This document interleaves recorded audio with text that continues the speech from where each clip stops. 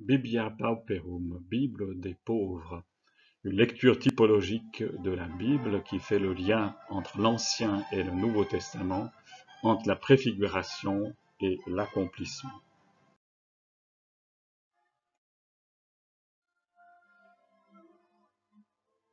Biblia Pauperum veut dire en latin Bible des pauvres, et c'est un recueil d'images commentées, ici en allemand, afin que chacun puisse le lire.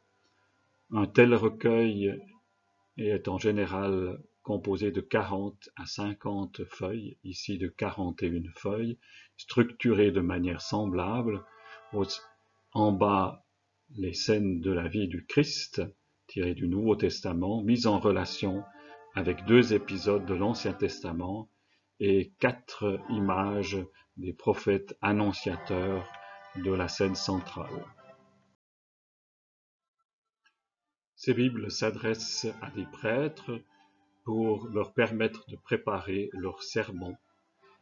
Pauvre est utilisé dans le sens des béatitudes, heureux les pauvres de cœur qui sont capables de lire la Bible de l'intérieur avec le cœur et d'en saisir tout le sens.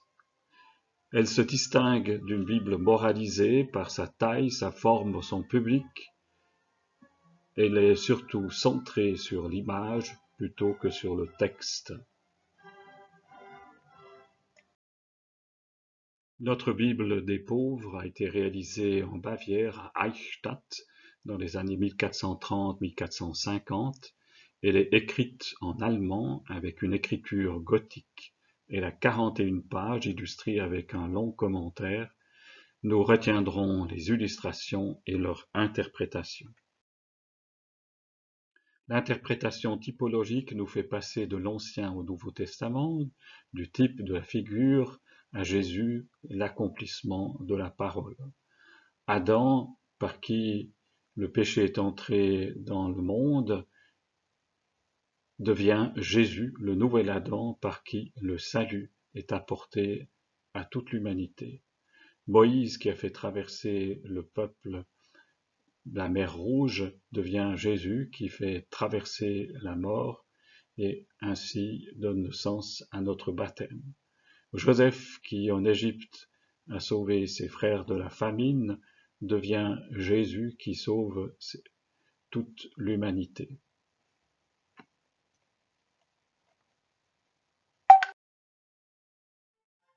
Ce passage de l'ancienne alliance à la nouvelle alliance éternelle est la clé de lecture de toute la Bible. Jésus n'abolit pas la loi, l'ancienne alliance, il vient l'accomplir en plénitude en lui donnant un sens nouveau et plénier. Ce même passage, nous avons à le vivre en lisant la Bible. Dieu nous parle par sa parole. Pour cela, il nous faut méditer, prier et contempler cette parole pour qu'elle devienne réalité dans notre vie quotidienne en nous laissant habiter par Jésus, la parole, le Verbe incarné. Pour cela, prenons le temps de relire notre vie à la lumière de sa parole et, pour l'instant, relire notre enfance à la lumière de l'enfance de Jésus. Nous pouvons résumer cela à travers ce tableau, les 4 sens de l'écriture, littéral, allégorique, tropologique et anagogique.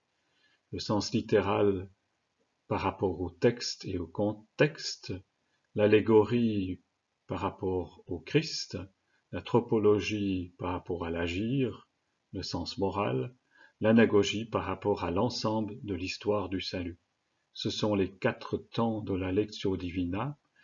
La lectio, la lecture attentive du texte, la méditation qui nous permet de rencontrer Jésus-Christ à travers la parole, l'oraison qui nous permet de nous laisser transformer de l'intérieur pour que notre agir soit le fruit de cette parole par l'action de l'Esprit Saint, et enfin la contemplation de la grandeur et de la gloire de cette parole dans l'éternité.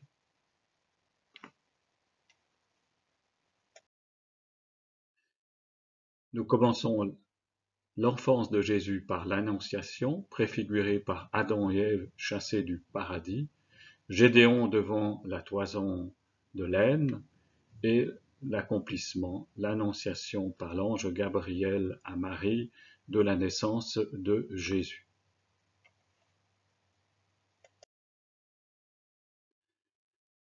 Dieu annonce au serpent qu'il est maudit et qu'il devra ramper sur la terre. Il met une hostilité entre la femme et le serpent. La femme l'écrasera à la tête et le serpent atteindra la femme au talon. Nous voyons l'arbre de la connaissance du bien et du mal. Dieu, un doigt levé, rappelle l'interdiction de manger du fruit de l'arbre et il chasse l'homme du paradis. Le serpent avec une tête de femme pour signifier sa séduction, il est entortillé autour de l'arbre de la connaissance et du mal pour dire qu'il détourne l'homme de la parole de Dieu. Adam et Ève qui reconnaissent qu'ils sont nus et qui recouvrent leur nudité avec une feuille de vigne. Le serpent est maudit par Dieu, il devra ramper sur la terre et la femme écrasera la tête du serpent alors que le serpent atteindra la femme au talon. C'est bien ce qui se réalise dans l'Annonciation à la glorieuse Vierge Marie, qui est celle qui dit définitivement le oui à la volonté de Dieu et qui vient réaliser ainsi ce que Dieu attendait de l'homme et de la femme au paradis.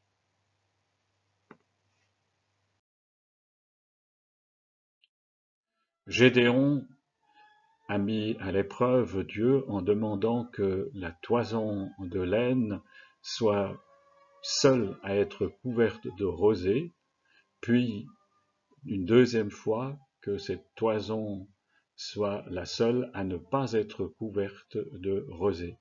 Il voulait ainsi s'assurer que ce que Dieu lui demandait était bien la parole de Dieu.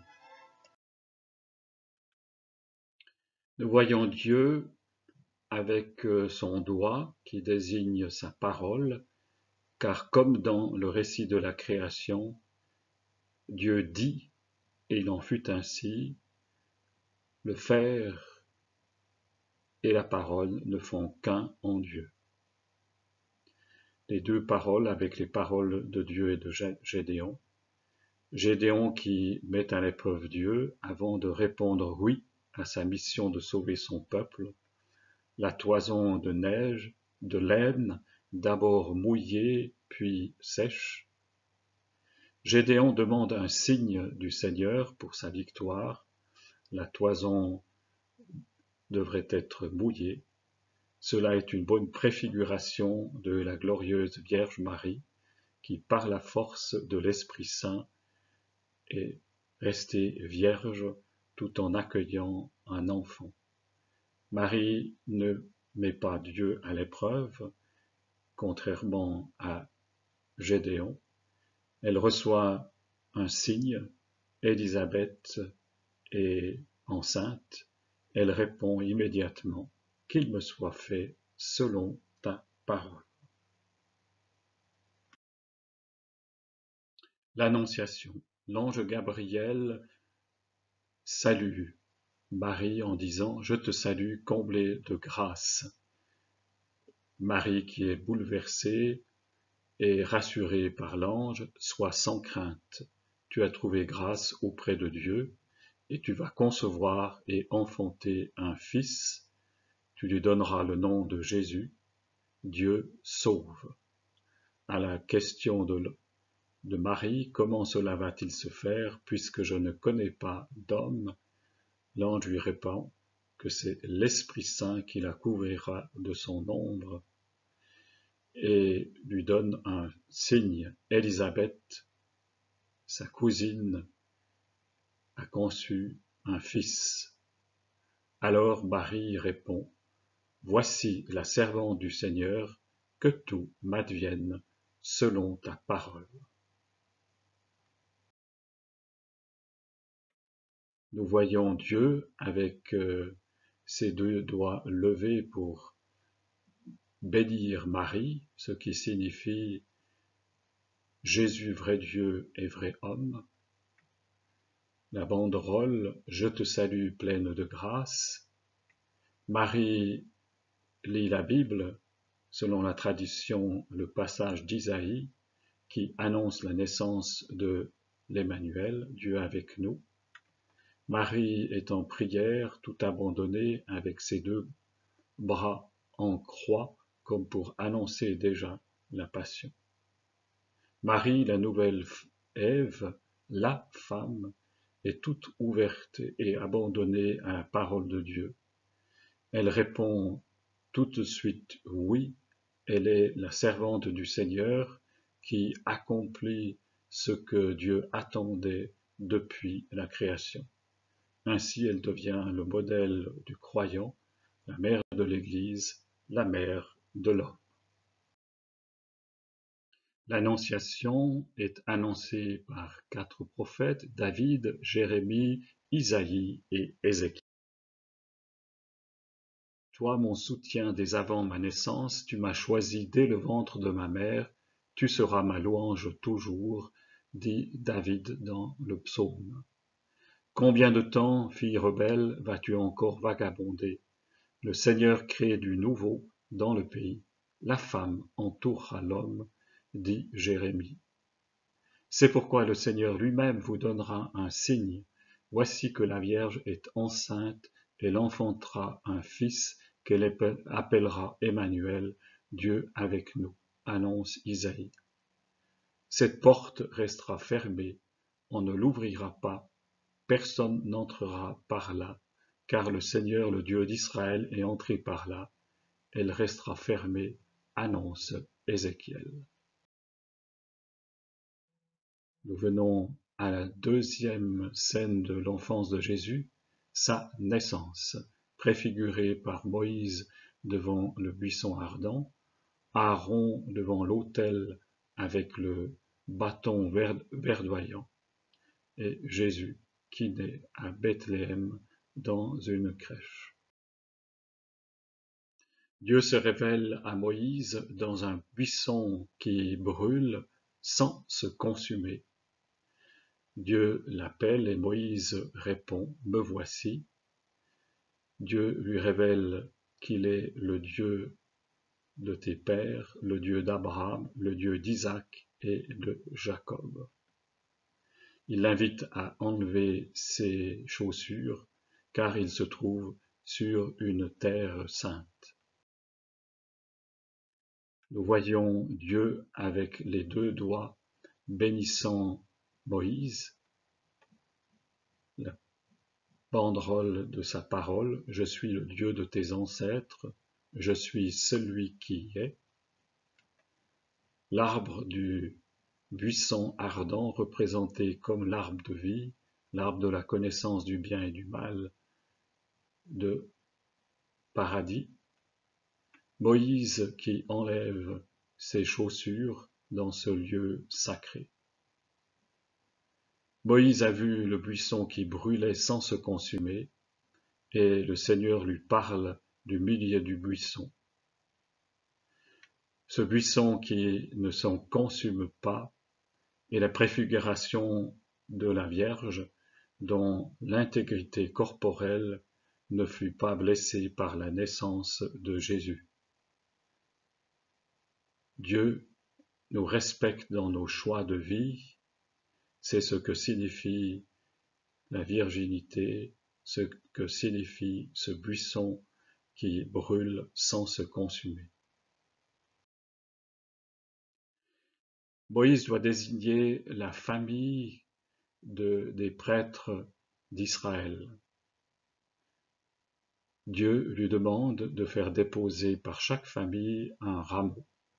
Le rameau qui bourgeonnera et qui deviendra vert et portera du fruit, désignera la famille des prêtres.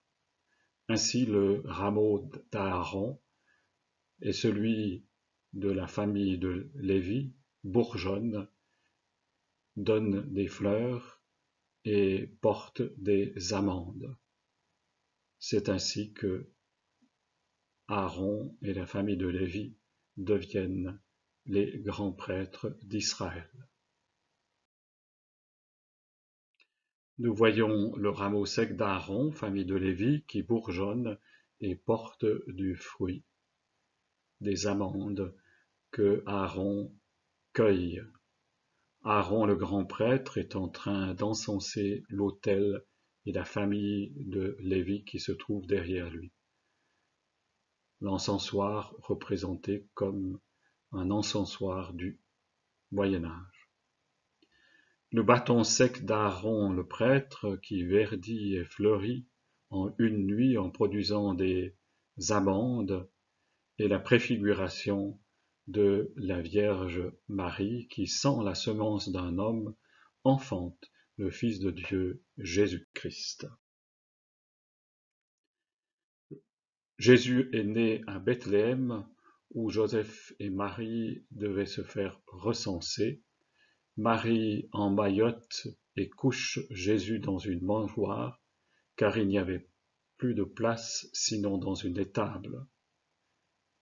Les anges annoncent cette bonne nouvelle aux bergers qui passent leur nuit dans les champs pour garder les troupeaux.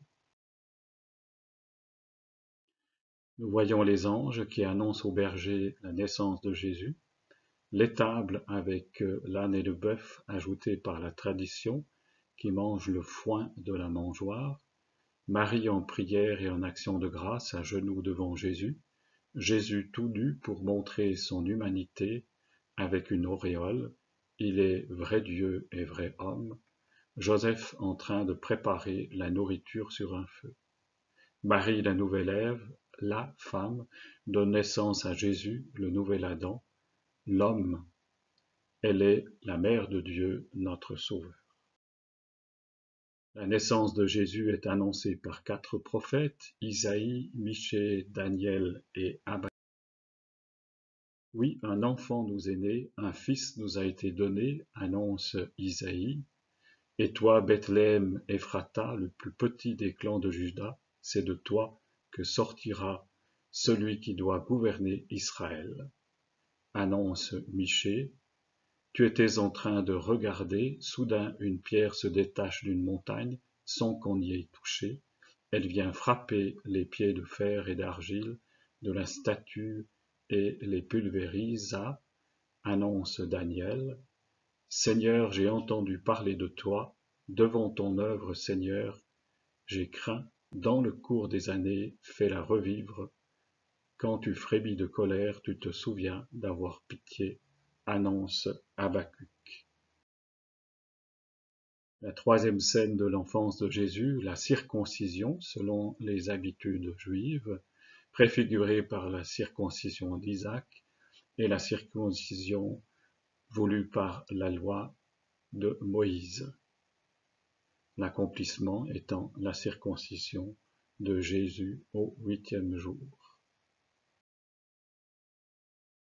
Isaac est circoncis par son père Abraham. Quand Isaac eut 8 jours, Abraham le circoncit, comme Dieu le lui avait ordonné.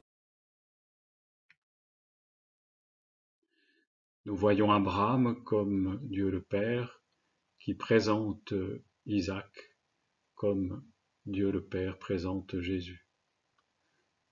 Le bol pour recueillir le prépuce et le couteau pour le couper. Isaac assis sur les genoux de son père Abraham, comme Jésus en croix, présenté par Dieu le Père. Le prêtre qui procède à la circoncision avec des habits rouges sang, amour, vert de la promesse et bleu ciel du divin. Abraham, le 8e jour, fit circoncire son fils Isaac, comme Dieu le lui avait ordonné. La circoncision est le signe physique de l'appartenance à Dieu et à son alliance. Notre accomplissement se trouve en Dieu, Jésus-Christ, et non pas en nous-mêmes. C'est ce que signifie la circoncision.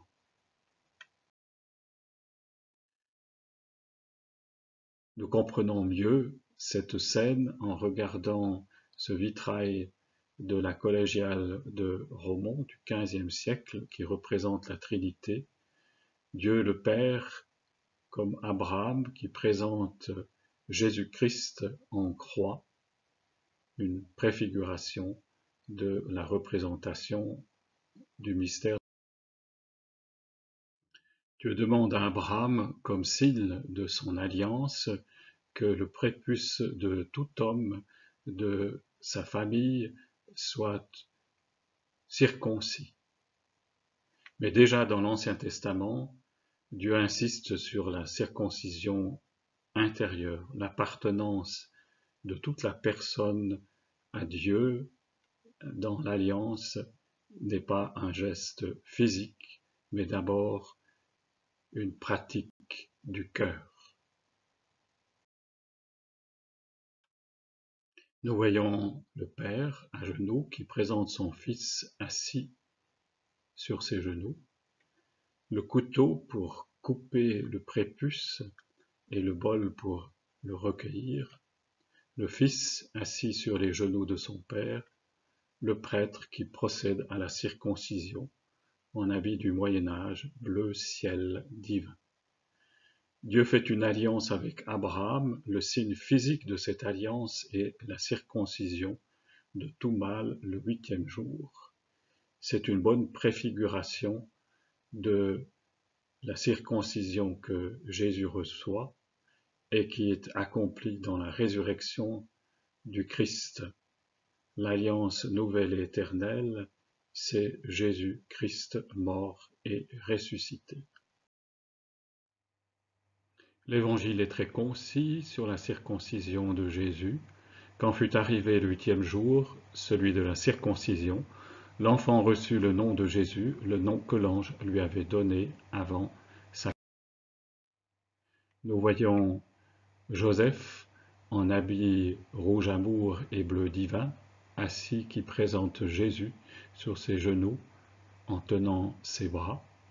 Marie en prière en action de grâce, à genoux devant Jésus. Jésus tout nu, vrai homme, avec son auréole, vrai Dieu. Le bol pour recueillir le prépuce et le couteau pour le couper. Le prêtre à genoux, contrairement à l'Ancien Testament, pour reconnaître la divinité de Jésus, lui coupe le prépuce.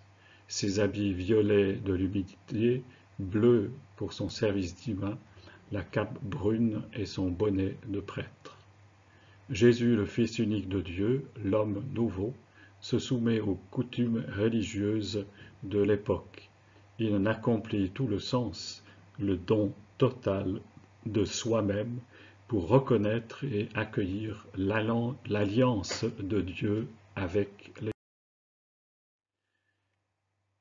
Cette circoncision est annoncée par 4 prophètes, Isaïe, Moïse, Jérémie et Moïse. À travers Isaïe, Moïse qui donne cette loi, pratiquez la circoncision du cœur, n'ayez plus la nuque raide, à travers Josué qui annonce pratiquer la circoncision du cœur, n'ayez plus la nuque raide, donne déjà dans l'Ancien Testament le vrai sens de la circoncision qui est une manière d'être de l'intérieur avec un cœur tout entier tourné vers. Nous passons maintenant à la 4e scène de l'enfance de Jésus, l'adoration des mages venus d'Orient, préfiguré par Abner qui vient chez David à Hébron, la reine de Saba qui vient chez Salomon le roi, et l'adoration des trois mages, la visite des rois venus d'Orient. Abner, en venant chez David, qui lui fait un festin, se soumet au roi et lui promet de faire alliance avec lui pour qu'il puisse régner partout où il le désire.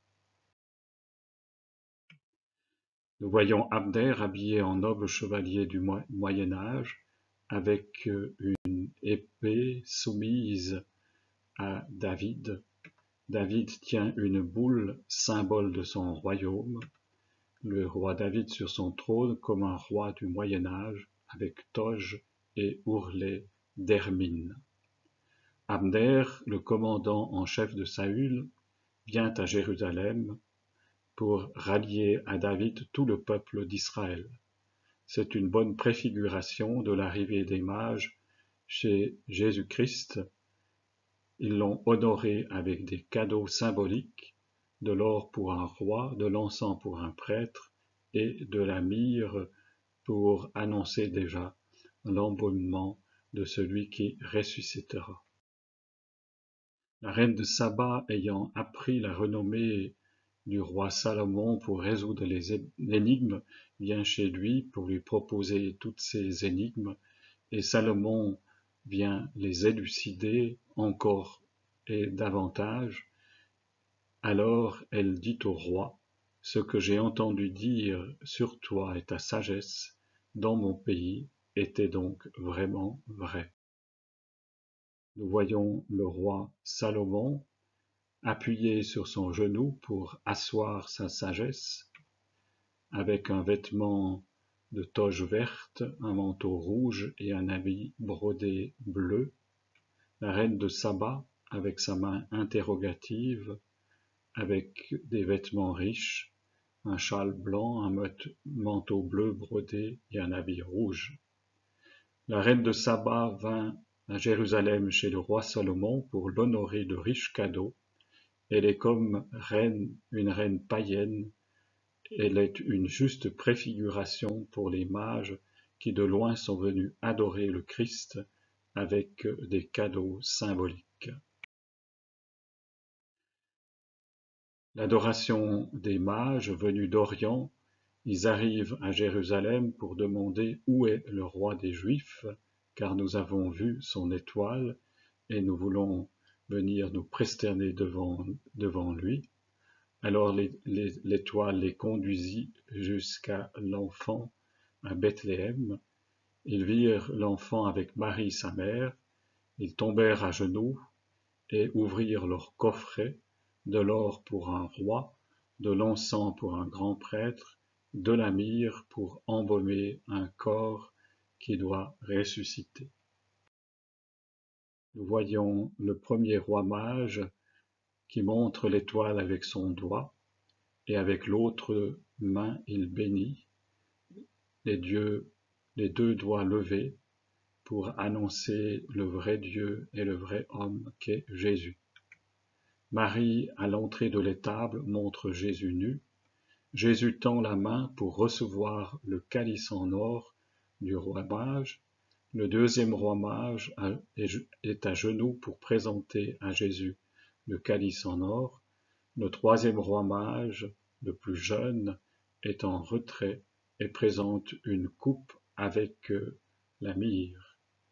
Les trois sages de l'Orient viennent reconnaître et adorer Jésus, le Fils unique de Dieu et vrai homme, avec l'or pour un roi, l'encens pour le grand prêtre, la myrrhe en vue de sa mort et de sa résurrection.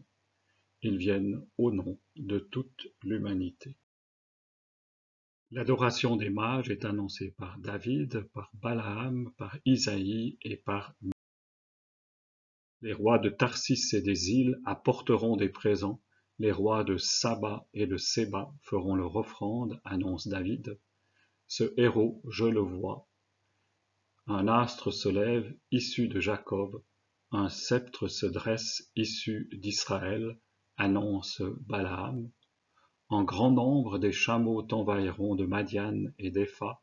Tous les gens de Saba viendront apportant l'or et l'encens, annonce Isaïe. Il arrivera dans les derniers jours que la montagne de la maison du Seigneur se tiendra plus haut que les monts, elle s'élèvera au-dessus des collines, vers elle afflueront des peuples, annonce Michée. Nous passons à la 5e scène de l'enfance de Jésus, la présentation au temple, préfigurée par la purification selon la loi, la présentation de Samuel au temple, et donc la présentation de Jésus au temple de Jérusalem au 40e jour. La loi de Moïse demande à une femme, pour la naissance d'un garçon ou d'une fille, de venir au temple, ici la tente du rendez-vous, pour venir se purifier à travers l'offrande d'un agneau d'1 an, ou pour les plus pauvres, un pigeon ou une tourterelle. Elle doit se purifier de son flux de sang, le sang étant le signe de la vie de Dieu. C'est parce que la femme a produit quelque chose de sacré, le sang, qu'elle doit, pour retourner dans le profane du quotidien, se purifier. C'est donc le sens inverse du sens commun de la purification telle que nous l'imaginons. Nous voyons le grand prêtre qui accueille la femme, l'enfant et l'agneau du sacrifice pour la purification. La femme tient son enfant et l'agneau de 1 an, l'autel du sacrifice. C'était la prescription de la loi. Une femme, après la naissance d'un fils, doit le racheter avec un mouton pour se purifier. Les pauvres qui ne pouvaient se procurer un mouton devaient offrir 2 tourterelles ou un pigeon.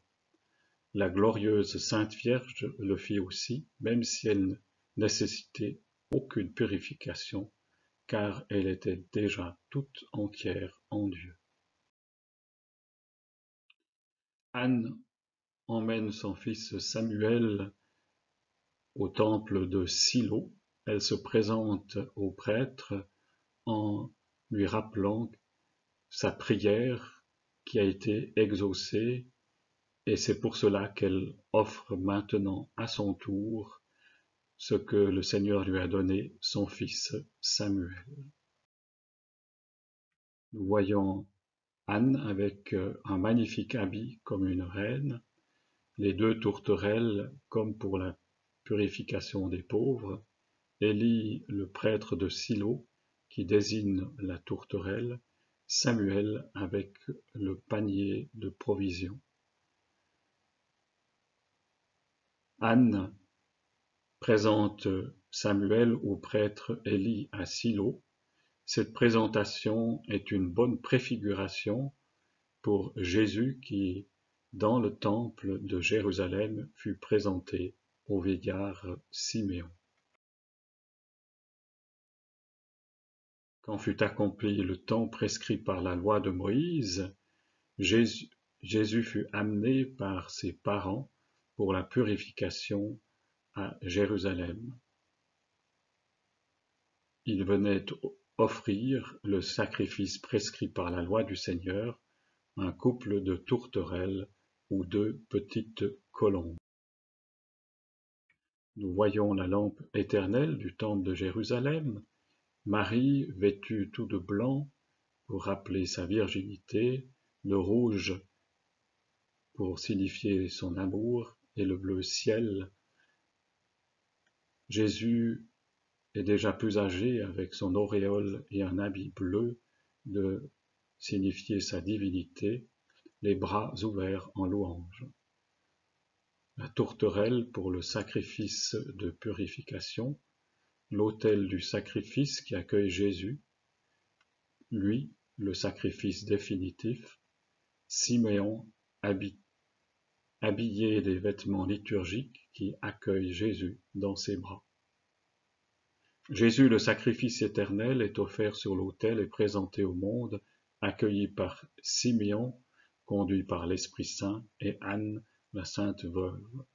L'homme et la femme, toute l'humanité accueille Jésus, le vrai Dieu et le vrai homme, qui vient accomplir tous les sacrifices de l'ancienne alliance par le don de lui-même. La présentation de Jésus au temple est annoncée par David, Malachie, Sophonie et le Seigneur, dans son temple saint, dans les cieux où les trônes, garde les yeux ouverts sur le monde, annonce David dans le psaume.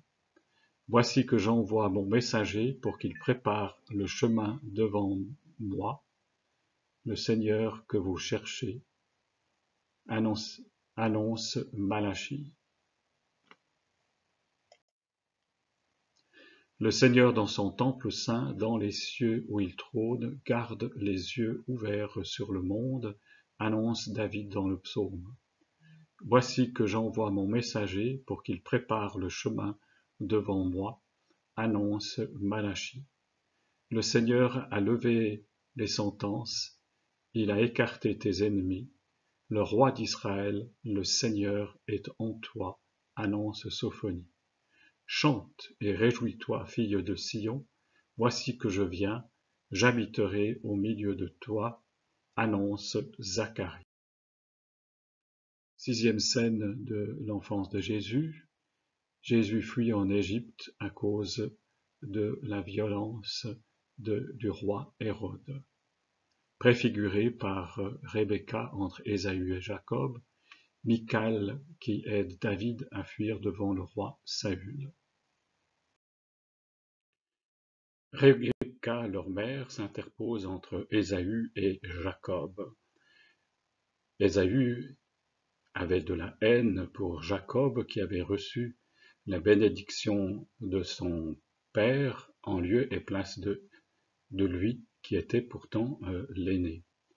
Alors Rebecca fit venir le fils cadet, Jacob, et lui dit, écoute, pars et enfuis-toi chez mon frère Laban, comme ça tu attendras que la colère et la fureur de ton frère Ésaü se détournent de toi. Nous voyons Ésaü habillé comme un chevalier du Moyen Âge, prêt à combattre avec sa hallebarde. Rebecca tient d'une main son fils Ésaü et de l'autre, elle fait signe à Jacob. Jacob sourit avec une main semblable à celle de sa mère.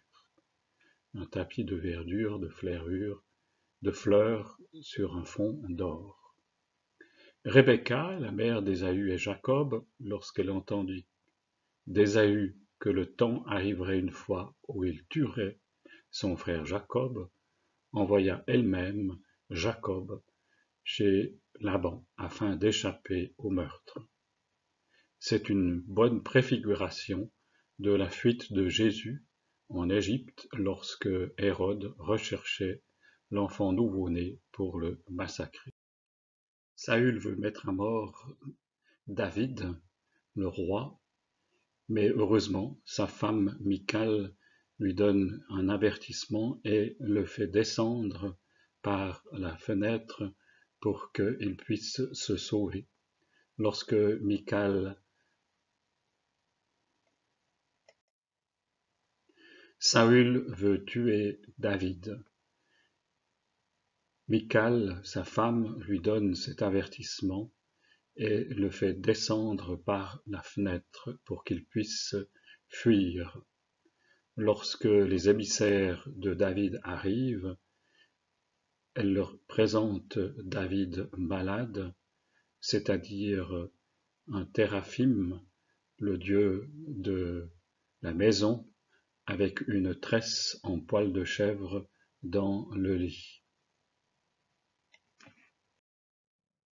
Nous voyons les soldats de Saül avec leurs lances pour ouvrir la porte de la maison de David, Michal, la femme de David, avec une couronne de reine tenant la corde, la maison de David représentée comme un château fort, David le roi qui descend le long du mur tenu par une corde par sa femme Michal. Lorsque le roi Saül a ordonné de rechercher David pour le tuer, sa femme Michal le fit descendre par la fenêtre avec une corde pour fuir en Égypte et échapper au roi Saül. Jésus, pour échapper au roi Hérode, a fui en Égypte, rappel de l'esclavage. L'ange du Seigneur apparaît en songe à Joseph pour l'inviter à descendre en Égypte avec l'enfant et sa mère pour échapper à la violence de Hérode qui recherche l'enfant pour le faire périr. C'est ce que fait Joseph, et ainsi Jésus peut dire d'Égypte j'ai appelé mon fils. Nous voyons un serviteur qui accompagne la Sainte Famille. Il tient précieusement un petit coffret rond pour les réserves. Marie, vêtue de blanc, signe de la virginité, de rouge, signe de l'amour, et du bleu, signe du ciel, qui est assise sur l'âne. Jésus, vêtu de blanc, signe de la sainteté, assis dans les bras de Marie. Joseph, un bâton à la main pour conduire l'âne. Joseph regarde Marie et Jésus. L'âne porte paisiblement Marie et Jésus. Jésus, pour fuir le massacre ordonné par Hérode, descend en Égypte en souvenir de la première alliance, libération de l'esclavage d'Égypte. Il est le fils de la nouvelle alliance éternelle, libération du péché et la fuite en Égypte est annoncée par David, Jérémie, Isaïe et loin, très loin, je m'enfuirai pour chercher asile au désert, annonce David dans le psaume. J'ai abandonné ma maison, délaissé mon héritage, livré ma bien-aimée à la poigne de ses ennemis, annonce Jérémie. Voici le Seigneur, il chevauche une nuée légère, il entre en Égypte. Les idoles d'Égypte vacillent devant lui, annonce Isaïe.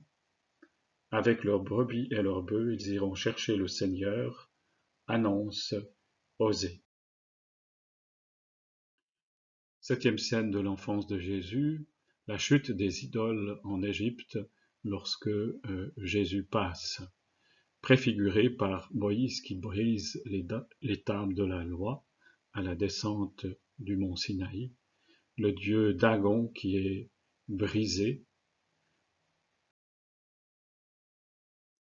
Moïse, en descendant du mont Sinaï, où Dieu lui a remis les deux tables de l'Alliance, la loi, constate que le peuple a fabriqué un veau d'or. Alors il réduit les tables d'Alliance par le feu en poudre fine et fait boire le peuple d'Israël l'eau saupoudrée de cette poudre. Nous voyons les deux tables de la loi tenues par Moïse, Aaron le prêtre qui a coulé un veau d'or à la demande du peuple pour remplacer le Dieu de Moïse absent sur le Sinaï, Moïse tenant d'une main les tables de la loi et de l'autre son manteau pourpre avec un ourlet d'hermine, un tapis de verdure avec des trèfles à 3 et à 4 sur un arrière-fond d'or. Moïse, lorsqu'il descend du sommet de la montagne, voit un veau d'or que Aaron avait modelé. Moïse brise lui-même les tables de la loi et le veau d'or. Bonne préfiguration de la chute de toutes les idoles lorsque Jésus-Christ pénètre en Égypte. Les Philistins s'emparent de l'arche d'alliance de Dieu, et il dépose cette arche à Ashdod, dans le temple de Dagon. Le lendemain matin, il voit que Dagon était tombé face à terre devant l'arche d'alliance. Ils le remettent en place, mais le lendemain, de nouveau, Dagon est tombé à terre, la tête et ses 2 mains gisaient coupées sur le seuil.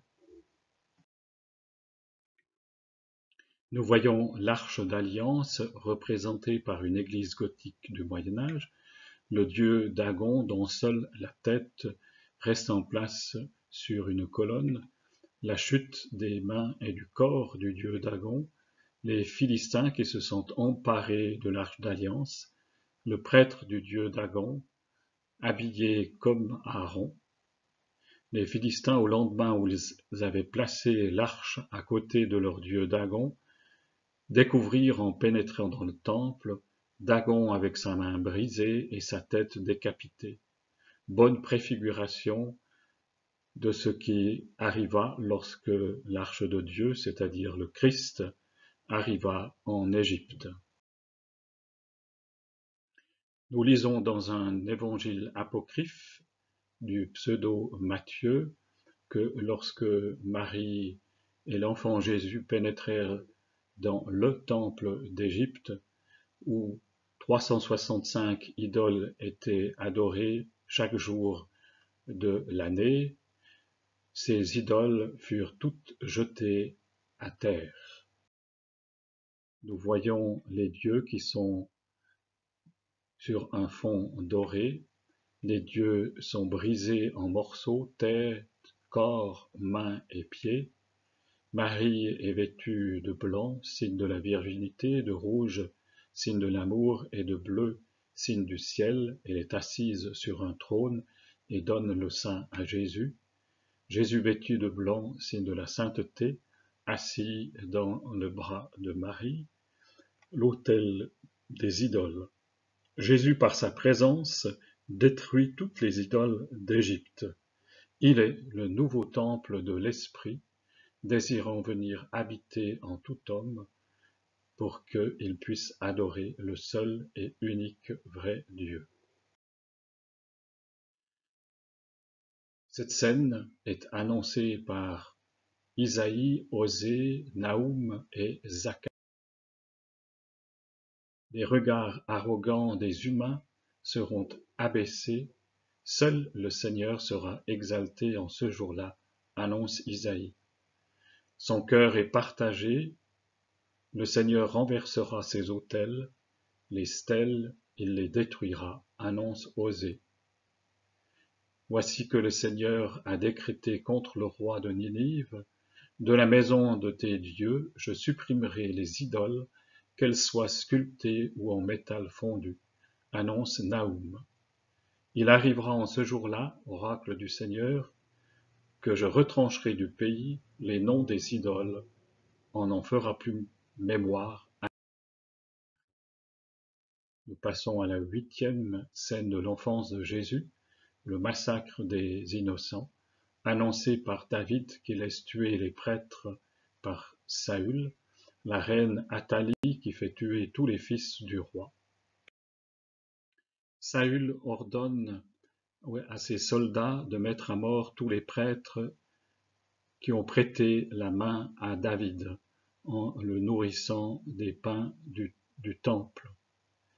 Les soldats se refusent, alors Doeg l'Édomite va tuer 85 hommes qui portaient le pain de lin, c'est-à-dire qui faisaient partie de la famille de Lévi, des prêtres. Nous voyons l'épée servant à tuer les prêtres, le roi Saül, richement vêtu, tenant d'une main son sceptre et désignant de l'autre son officier Doeg. Doeg, l'officier chargé de tuer les prêtres, habillé comme un chevalier français, bleu, blanc, rouge. À l'époque de ce manuscrit, il y avait une opposition entre francs et germains, le prêtre en prière. Le roi Saül fit périr à Nov tous les prêtres parce qu'ils avaient accueilli David dans sa fuite et l'avaient nourri des pains consacrés. Saül est une préfiguration du roi Hérode. David est une préfiguration du Christ.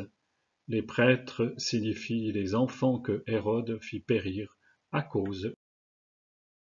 Athalie, la fille du roi Joram, fait tuer tous les fils du roi, car son propre fils avait été tué. Mais sa sœur Yehosheba va retirer Joas, le plus jeune des fils, pour qu'il ne soit pas tué. Nous voyons Yehosheba, fille du roi Joram et sœur d'Ocosias, qui sauve le plus jeune fils, Joas, sauvé par Yeshoba, le soldat habillé en chevalier du Moyen-Âge qui tue tous les enfants, les fils du roi Joram. La reine Athalie, avec son doigt pointé vers le soldat, ordonne de tuer tous les fils du roi Joram. La reine Athalie, lorsqu'elle vit que son propre fils était mort, fit périr tous les fils du roi.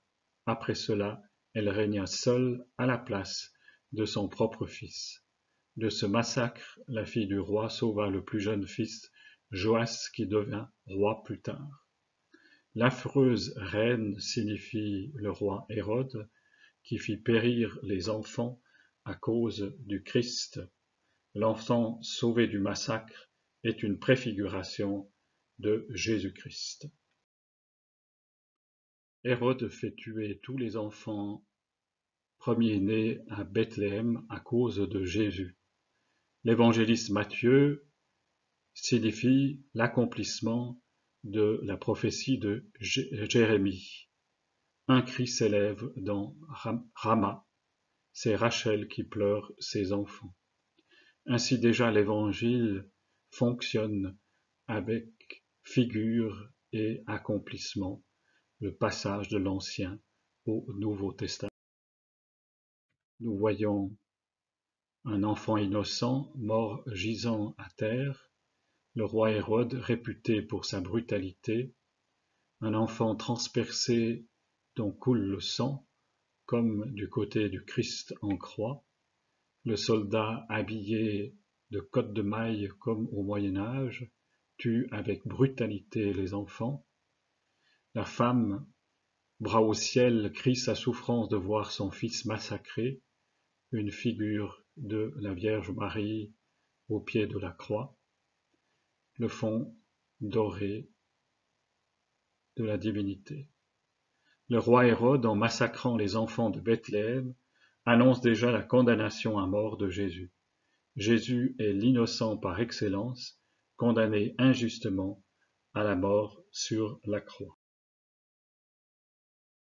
Ce massacre est annoncé par David, Isaïe, Salomon et Jérémie. Ils ont versé le sang comme l'eau aux alentours de Jérusalem, annonce David dans un psaume. Les fils d'Israël ont établi des rois sans me consulter. Avec leur argent et leur or, ils se sont fabriqués des idoles, ils seront anéantis, annonce Isaïe.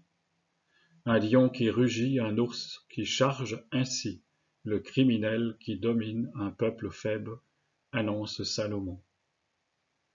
Ainsi parle le Seigneur, un cri s'élève dans Rama, une plainte et des pleurs d'amertume.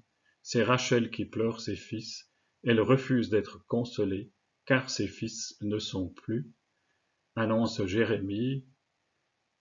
Cette parole est reprise par Matthieu dans son évangile pour signifier son accomplissement à travers le massacre des innocents. Nous passons à la dernière scène de l'enfance de Jésus, le retour d'Égypte, préfiguré par le retour de Jacob et de sa famille, le retour de David à Hébron. Jacob espère la réconciliation avec son frère Ésaü. Pour cela, il fait précéder sa venue de présents, des chèvres, des boucs et des brebis. Et il vient à sa suite avec ses femmes, en espérant que Ésaü lui fera grâce. Deux parties dans cette représentation, le haut, Jacob avec ses deux femmes, Léa et Rachel, les femmes de Jacob et leurs servantes, Jacob qui a volé le droit d'aînesse à Ésaü, les troupeaux destinés comme présent à Ésaü pour implorer sa grâce, pas encore le pardon, pas encore la réconciliation. Jacob, lorsqu'il fuyait devant son frère Ésaü pour retourner à la maison, envoya en avant de lui des troupeaux comme présent et finalement suivi avec ses femmes et ses fils. Jacob qui fuit devant son frère, c'est le Christ en fuite devant Hérode, qui signifie Ésaü. Ainsi, lorsque Hérode fut mort, Christ, Jésus, retourna dans le pays de Juda. David, après sa fuite devant le roi Saül, demande à Dieu s'il peut remonter, et Dieu l'invite à monter à Hébron avec ses femmes. Nous voyons Dieu le Père dans un ciel étoilé qui désigne David avec une main et de l'autre tient sa banderole. La réponse de Dieu monte à Hébron. Le roi David avec sa couronne et un manteau, avec un ourlet d'hermine, tient avec une main sa question. Dois-je monter? Et où? David, après la mort de Saül, interrogea le Seigneur. Celui-ci répondit de retourner dans sa patrie. David est une préfiguration du Christ qui, après la mort de Hérode, retourne dans le pays de Juda. Ainsi l'Évangile le confirme, l'ange du Seigneur apparut à Joseph en songe. Après la mort d'Hérode, Joseph remonte avec Marie et Jésus et retourne au pays d'Israël, et prudemment s'en va en Galilée et vient habiter dans une ville appelée Nazareth. Nous voyons le fond doré, Joseph habillé comme un pèlerin du Moyen-Âge, avec sur son épaule un bâton et une sacoche de provisions, Marie assise sur l'âne portant son fils dans ses bras, Jésus porté précieusement par Marie, l'âne paisible et impassible. Joseph habillé comme un pèlerin du Moyen-Âge, avec sur son épaule un bâton et une sacoche de provisions, conduit l'âne qui porte Marie, assise portant précieusement l'enfant Jésus. Ainsi Jésus reprend toute l'ancienne alliance, la loi, pour la mener à son accomplissement à travers son retour en Israël dans le pays de Galilée. Le retour d'Égypte a été annoncé par David, Osée et Zacharie. Certains erraient dans le désert sur des chemins perdus, sans trouver de ville où s'établir, annonce David dans le psaume. Oui, j'ai aimé Israël dès son enfance, et pour le faire sortir d'Égypte, j'ai appelé mon fils, annonce Osée. Mon peuple s'accroche à son infidélité, on l'appelle vers le haut, aucun ne s'élève, annonce également Osée.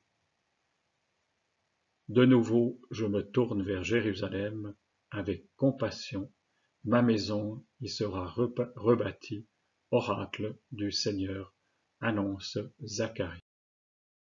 Dans cette Bible des pauvres, les couleurs ont toute leur importance et font le lien entre l'Ancien et le Nouveau Testament. Ainsi, le bleu renvoie souvent à Marie, comme le rouge à Jésus. L'arbre revient également à la fois comme arbre de vie et comme arbre de la connaissance du bien et du mal, mais annonce déjà l'arbre de la croix.